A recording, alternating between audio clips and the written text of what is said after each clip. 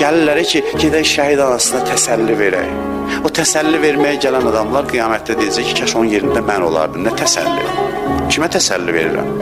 Qiyamət günü görəndə ki, şəhid anası gəlib yuxarı başda xanım Fatimə Zəhranın yanında oturub, övladına qovuşub, ürəyi gözü şadlıq, Həzrət Zeynəbə qovuşub, Peyğəmbər əhl-i beytinə, Peyğəmbərin özünə, Peyğəmbər özü gəlib şəhid ailələrini şəxsən qarşılayıb ayaqlarına duranda, onda o təsəlli verməyə gələnlər var, deyəcək ki, kaş mən bunun kimi olardım.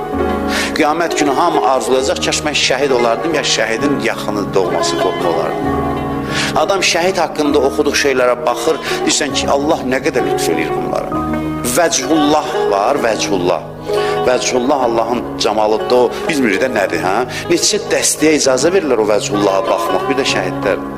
Allah şəhidə nə veribsə, mənim fikrimcə artıqlamasının valideyninə verəcək.